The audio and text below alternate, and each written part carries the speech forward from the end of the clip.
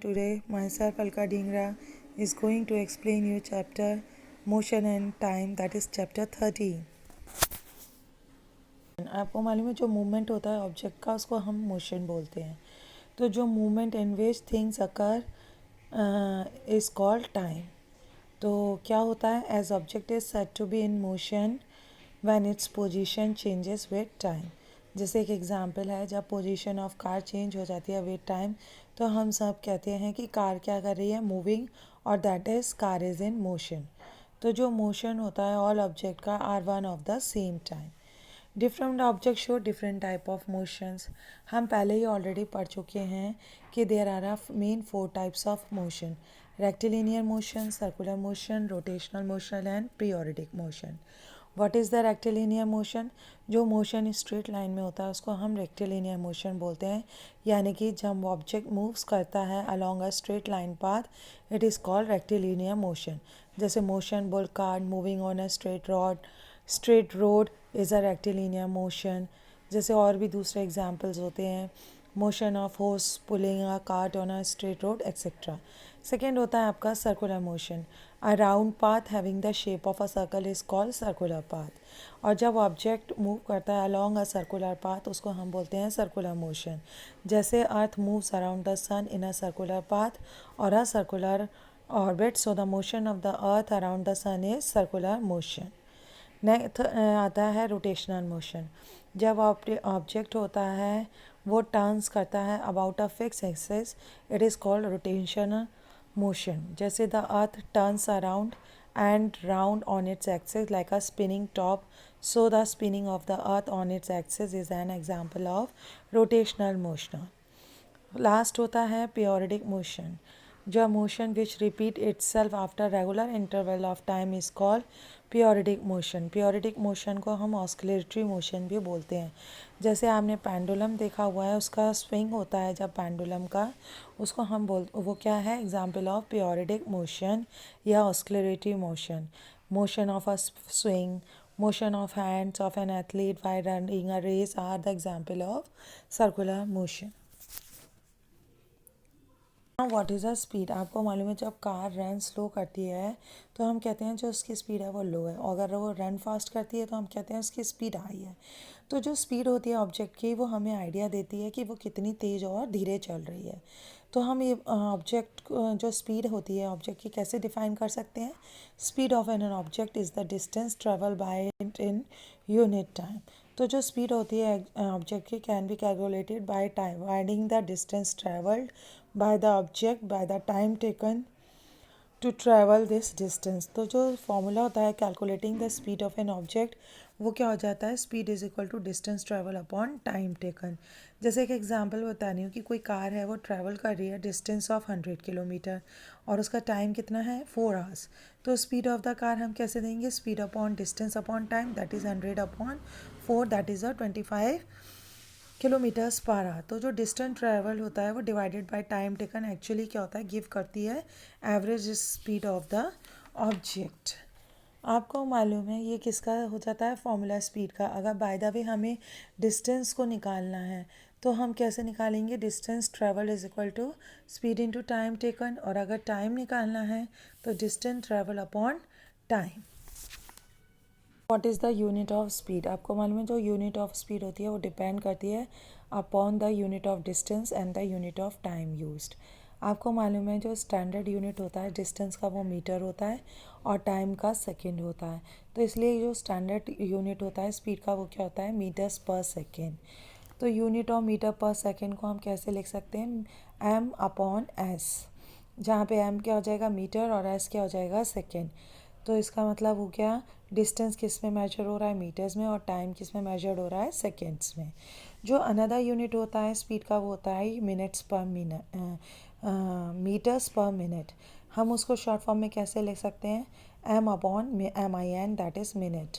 जब distance travel होता है मीटर्स के अंदर और टाइम किस में मेजर्ड हो रहा है, मिनट्स के अंदर. जो स्मॉल वैल्यूज़ होती हैं स्पीड्स की उसको हम एक्सप्रेस करते हैं in the unit of centimetres per second. यानी कि जब डिस्टेंस सेंटीमीटर्स में कवर्ड होता है तो उसमें सेंटीमीटर्स आ जाता है, और टाइम सेकेंड्स में आ जाता है तो उसका क्या बन जाता है, मीटर्स पर सेकेंड.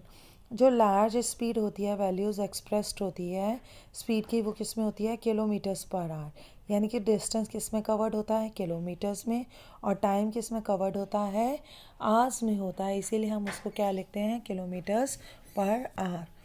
तो speeds of a number of object क्या करते हैं, हम एक्सप्रेस करते हैं speeds of all object in the same units. Next topic is speedometer and odometer. जो पैनल होते हैं instruments and control facing the driver of a vehicle when he sits in the vehicle is called dashboard. तो जो instrument होते हैं vehicle dashboard पे which indicates the speed of the vehicle when it is running, उसको हम speedometer बोलते हैं। जो स्पीडोमीटर होता है has the symbol kilometre per hour written on its dial. Speedometer जो होती है वो हमें टेल करती है क्या, speed of a running vehicle. कोई भी व्हीकल हो सकता है, car, bus, trucks, at the instant of times. और जो मोस्ट ऑफ द व्हीकल्स होते हैं have an needle type speedometer, but these days vehicle are also coming along with a digital speedometer. और जो इन एडिशन टू स्पीडोमीटर क्या होता है, एक और इंस्ट्रूमेंट होता है व्हीकल्स के अंदर जिसको हम क्या बोलते हैं, ओडोमीटर। और जो ओडोमीटर क्या होता है, वो इंस्ट्रूमेंट होता है जो मेजर करता है distance travelled by a vehicle. Odometer record करता है distance travelled by vehicle in kilometres. Actually क्या है कि जो स्मॉलर रेक्टेंगुलर विंडो होती है within the speedometer dial with the symbol kilometre written on a right side, ये हमें देती है ओडोमीटर रीडिंग और the distance covered by the vehicle. जो मीटर होता है वो फिटेड होता है on the top of the handles of scooters and motorcycle is the speedometer. ये शो करती है speed of the running scooter और मोटरसाइकिल। होते हैं प्रॉब्लम जो वेस्ट होती है ऑन स्पीड। जैसे मैं एक आपको एग्जांपल बता रही हूँ कि कोई ऑब्जेक्ट है वो क्या कर रहा है, कार है, कवर कर रही है distance of 100 kilometre in 2 hours. तो स्पीड ऑफ द कार कितनी हो जाएगी, distance covered 100 kilometre, time taken 2 hour. तो स्पीड क्या हो गई, distance upon time that is 100/2 is equal to 50 kilometre hour. अब हमें मालूम है कि speed of the car in the time we find the distance covered by it. तो डिस्टेंस क्या हो गया, speed into time that is 50 into 2 100 kilometre. If we know the distance covered by the car and the speed, we find the time taken. Time is equal to distance upon speed, that is 100/50 is equal to 2 hour. And non-uniform motion. When the speed of an object moving along a straight line path remains the same, यानी उसमें कोई change नहीं होती है, और हम कह सकते हैं कि स्पीड क्या है, कांस्टेंट है। दूसरे साइड पे क्या होता है, अगर speed of object moving along a straight line path keep changing, कभी बढ़ रही है कभी घट रही है, तो हम कहते हैं स्पीड कांस्टेंट नहीं है। तो depending on the nature of the speed, जो मूविंग ऑब्जेक्ट होते हैं हैव यूनिफॉर्म मोशन और नॉन यूनिफॉर्म मोशन। तो फर्स्ट हम पढ़ रहे हैं यूनिफॉर्म मोशन। जो ऑब्जेक्ट होते हैं जो मूव करते हैं along a straight path is said to have uniform motion if its speeds remain constant. Object having uniform motion travels equal distance in equal intervals of time. तो जो motion of a car running at a constant speed is an example of uniform motion. जब car running करती है constant speed, वो क्या cover करेगी, equal distance, और कितने टाइम में, इक्वल टाइम में। तो इसीलिए इसको हम क्या बोलते हैं, यूनिफॉर्म मोशन बोलते हैं। अब नॉन यूनिफॉर्म मोशन क्या होता है, object moving along a straight line path is said to have non uniform motion, यानी कि जो स्पीड है वो कीप्स की चेंजेस कर रही है, यानी कि वो कांस्टेंट नहीं है। तो उसको हम क्या बोलते हैं, नॉन यूनिफॉर्म मोशन।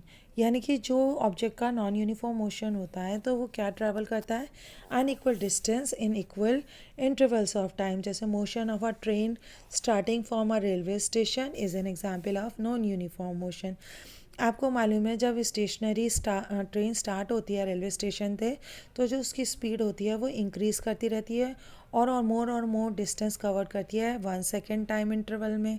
और जब ट्रेन अप्रोचेस कर जाती है नेक्स्ट स्टेशन पे, तो जैसे ही पहुंचने वाली होती है तो वो जो उसकी स्पीड हो जाती है वो धीरे होने लग जाती है।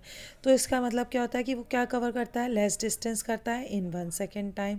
तो इसलिए वो क्या हो जाता है, नॉन यूनिफॉर्म मोशन हो जाता है। Next topic is graphical representation of motion. जो मोशन ऑब्जेक्ट्स होते हैं can be presented in diagram form by drawing their distance time graph. तो डिस्टेंस टाइम ग्राफ शोज करता है how the distance travel by a moving object change with time. कैसे होता है कि जो फर्स्ट होता है distance time graph for uniform motion.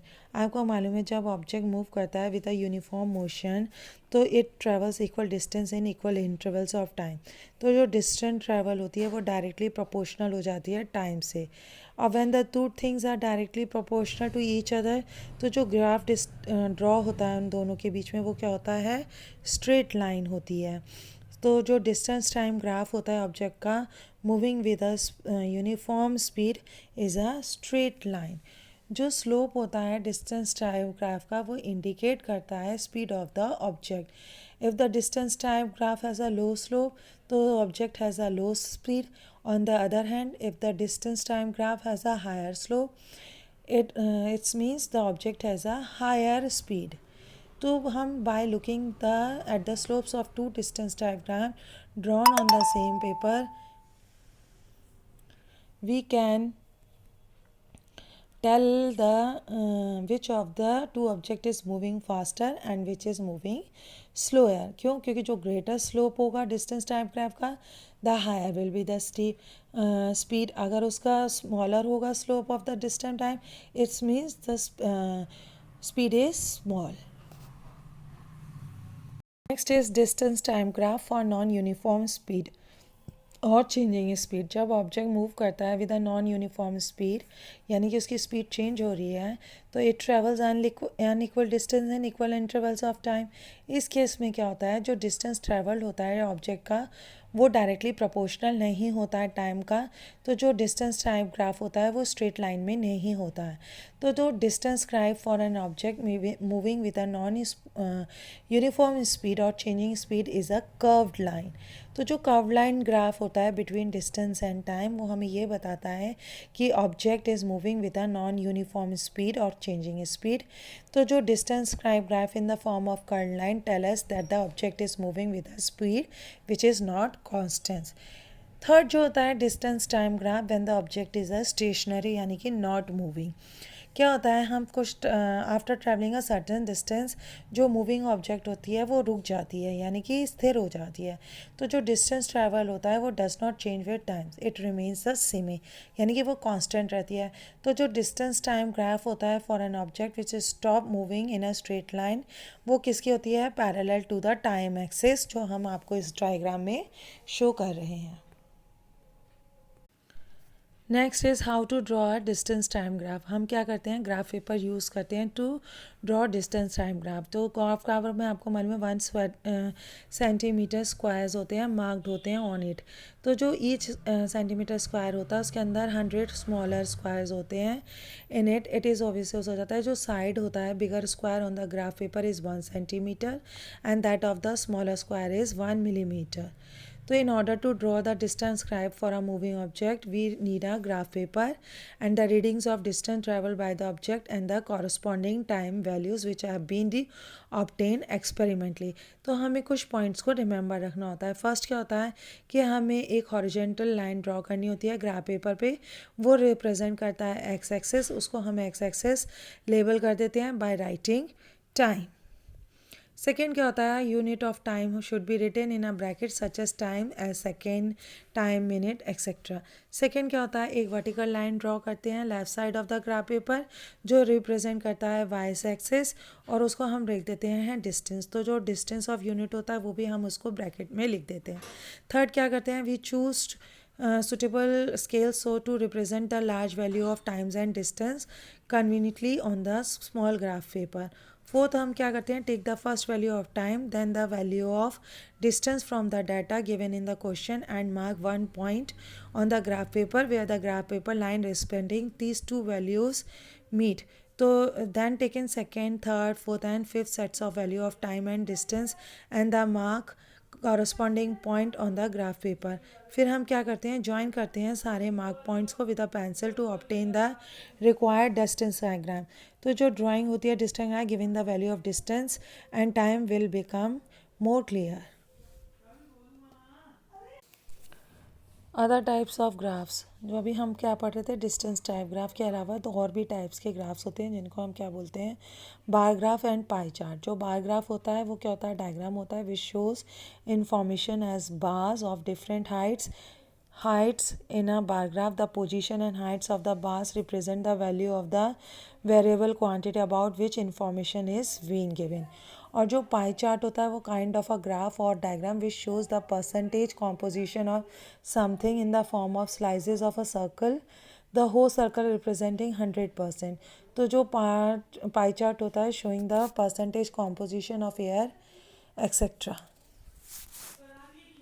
Next is what is time. Time is a movement or duration in which thing occurs. We measure time with the help of clocks and watches. Measurement of time in ancient time. आपको मालूम है कि the people did not have clocks or watches for measuring time in olden days. In ancient time में क्या होता था? People used some natural events which repeated regularly after fixed interval times to measure time. जैसे example, it was observed that full moons occurs regularly after fixed time interval, and the sunrise also occur regularly after fixed time interval. So the two natural periodic events which were used in ancient time to measure time were the occurrence of full moon and sunrise. The time from one full moon to the next full moon was called a month. The time from the sunrise to the next sunrise was called a day. तो इसलिए in order to measure time intervals shorter than 1 day, a number of time units were inverted in ancient times. Time measuring devices used in ancient times. वो कौन थी? sundial, sand clock and water clock. Sundial क्या होती थी? One of the earliest devices था used for measuring time. Sundial measure time by the position of the shadow cast by the sun. हमें मालूम है जब सन राइजेज होता है in the east, appears to move in the skies during the day and finally set in the west. Due to this apparent movement of the sun in the sky, the position of a shadow of a vertical object on the ground change continuously throughout the day. तो सन dial क्या होती है? Triangular blade है जैसे किस पे fixed होती है? Vertically on a dial marked with hours of the day. तो सन कास्ट करता है shadow of this vertical blade on the dial.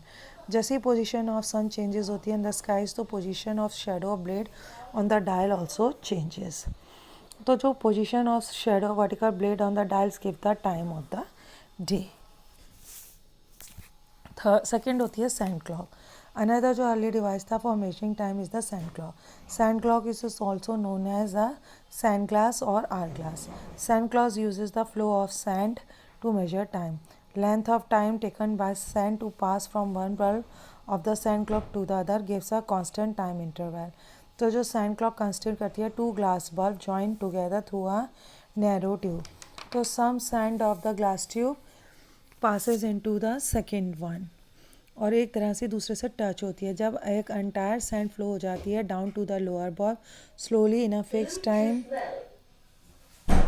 interval, तो जो क्या होता है इट हैज़ उसमें तो turns upside down so that the suns containing bulb come at the top.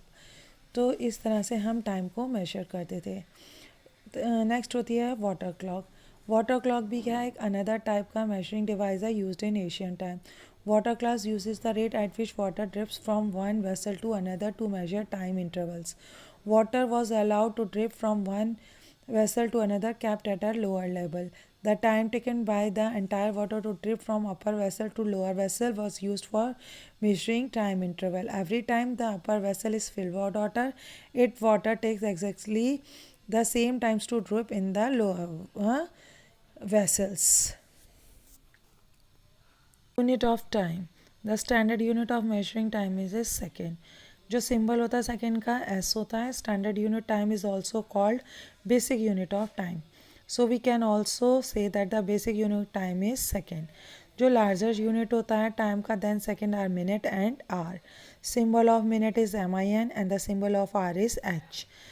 Time is normally measured in the unit of hours, minutes and second. और ये एक दूसरे से रिलेटेड होते हैं. जैसे 1 आवर कितना होता है? 60 मिनट्स और 1 मिनट कितना होता है? 60 seconds. Basis of measuring time that is periodic motion. Motion जो रिपीट करता है itself at a regular interval of time उसको हम पीरियडिक मोशन बोलते हैं. The principle of periodic motion is used for measurement of times. Clocks and watches are the most common time measuring devices used by us. Clock और जो voices हैं जो use होती है मेजरिंग टाइम, वो किस पे बेस्ड है? On the principle of periodic motion. जो मोस्ट कॉमन डिवाइस है which show the periodic motion in it, तो वो क्या है? Simple pendulum. जो पेंडुलम क्लॉक यूज होती है for measuring time is based on the periodic motion of a pendulum. Simple pendulum, आपको मालूम है जो सिंपल पेंडुलम होती है वो कंसिस्ट करती है स्मॉल बॉटल बॉल जो किससे सस्पेंडेड होती है? Long thread from a rigid support which such that the bob is free to swing back and forth. तो जो सिंपल पेंडुलम होती है उसका जो मोशन होता है वो क्या होता है? पीरियडिक मोशन होता है। तो जो गैलियो साइंटिस्ट थे उन्होंने डिस्कवर किया था एक important principle of pendulum, according to which क्या था कि जो पेंडुलम है कंप्लीट करता है एवरी स्विंग और every oscillation is exactly the same time provided is length is kept constant. यानी कि जो टाइम पीरियड होता है ऑक्सीलेशन का जो पेंडुलम का वो कांस्टेंट होता है। ऑक्सीलेशन एंड टाइम पीरियड, आपको मालूम है जो मोशन होता है true and fro motion simple pendulum का, वो क्या होता है? जब वो एक कंप्लीट कर लेता है उसको हम क्या बोलते हैं? ऑक्सीलेशन बोलते हैं। यानी कि one oscillation can be counted starting from one of the extreme position of the Bob और फ्रॉम द मीन पोजीशन। जैसे एग्जाम्पल है मोशन पेंडुलम का इस एक्सट्रीम पोर्शन में है, जैसे एक पोजीशन बी और दूसरी सी से, अगर बी से सी पर जा रहा है या बैक आ रहा है बी से सी पर, वो जो कंप्लीट कर रहा है उसको हम वन ऑक्सीलेशन बोलते हैं। सेकंड होता है आपका टाइम पीरियड। जो टाइम टेकन होता है by pendulum bob to complete one oscillation is called time period of the pendulum. जैसे एग्जांपल मैंने अभी बताया था कि जो टाइम टेकन होता है बॉब का to travel from position B to C and back to B is the time period of pendulum. Next होता है आपका एम्पलीट्यूड। जैसे पेंडुलम ऑक्सीलेट करता है टू एंड फ्रो, तो जो मैक्सिमम डिस्प्लेसमेंट होता है बॉब का from its mean position on either side is called amplitude of the pendulum. The use of pendulum for measuring time that is the pendulum clock. जो periodic motion होता है pendulum को उसको हमने utilize किया है in pendulum clocks for measuring time. So क्या होता है पेंडुलम क्लॉक जो या स्विंग पेंडुलम रेगुलेट्स टाइम।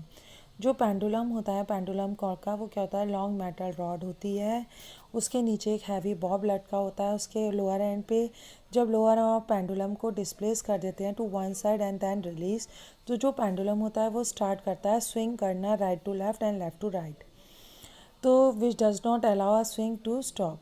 तो जो एक पेंडुलम टेक करता है इसको स्विंग करने में सेम टाइम। तो जो पेंडुलम क्लॉक्स हैं uses this periodic motion of pendulum for measuring time. तो पेंडुलम क्लॉक्स क्या होती हैं? बिग होती हैं, बल्कि होती हैं, so can not carried be everywhere easily. तो जो पेंडुलम क्लॉक्स थे वो usually kept fix at a place and used for reading time. In order to make small, light and periodic portable clock and watches, a kind of modified pendulum was developed which is much smaller and compact than the traditional pendulum used in pendulum called balance wheel और and hair spring arrangement. जो balance wheels होती है वो connected होती है hair spring balance में, वो show करती है पीरियडिक मोशन। तो जो इनर एंड होता है हेयर स्प्रिंग का वो अटैच्ड होता है to the centre of balance wheel and the outer end of hair is fixed to the frame of a clock or a watch. When the balance wheel is displaced slightly to one side and released, it starts oscillating back and forth continuously. तो जो ease oscillation होता है balance wheel का वो take करता है same time में। The use of pendulum for measuring time that is the pendulum clock. जो पीरियडिक मोशन होता है पेंडुलम को उसको हमने यूटिलाइज किया है in pendulum clocks for measuring time. So क्या होता है पेंडुलम क्लॉक जो या स्विंग पेंडुलम रेगुलेट्स टाइम।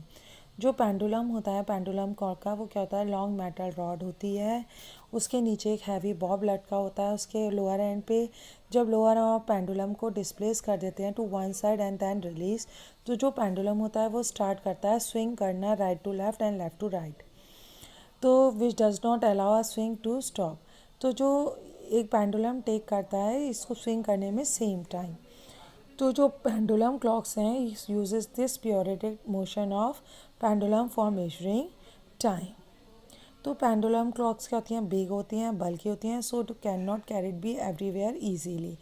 तो जो पेंडुलम क्लॉक्स थे वो usually kept fix at a place and used for reading time. In order to make small, light and periodic portable clock and watches, a kind of modified pendulum was developed, which is much smaller and compact than the traditional pendulum used in pendulum called balance wheel or and hairspring arrangement. जो balance wheels होती है वो connected होती है hair spring balance में, वो show करती है पीरियोडिक मोशन। तो जो इनर एंड होता है हेयर स्प्रिंग का वो अटैच्ड होता है to the centre of balance wheel and the outer end of hair is fixed to the frame of a clock or a watch. When the balance wheel is displaced slightly to one side and released, it starts oscillating back and forth continuously. जो ease oscillation होता है balance wheel का वो take करता है same time में। The latest trend in measurement of time, that is use of quartz crystals. Quartz क्या है, hard mineral consisting of silica. These days क्या होते हैं, जो रेगुलर ऑक्सीलेशन और वाइब्रेशन होता है टाइनी क्वार्ट क्रिस्टल्स का, जब हम इसे ज्वाइन करते हैं इलेक्ट्रिकल सर्किट में, are used for measuring time very accurately. So most of the accurate clocks and watches these days use quartz crystal for measuring time. जो clocks and watches होती हैं which are use quartz crystal for their working are called quartz clocks and quartz watches. They are also called electronic clocks and watches. जो time measured होता है इन clocks and watches का वो बहुत accurate होता है than that of measured by clocks and watches which are available earlier. तो जो एक्यूरेट मेजरमेंट टाइम होता है now possible by using quartz clocks and watches. जो स्मॉल टाइम इंटरवल होता है that be measure with commonly available clocks and watches is 1 second. Clocks and watches used in sports meets can measure time interval that are 1/10 of a second or 100 of a second. You will be understand the chapter.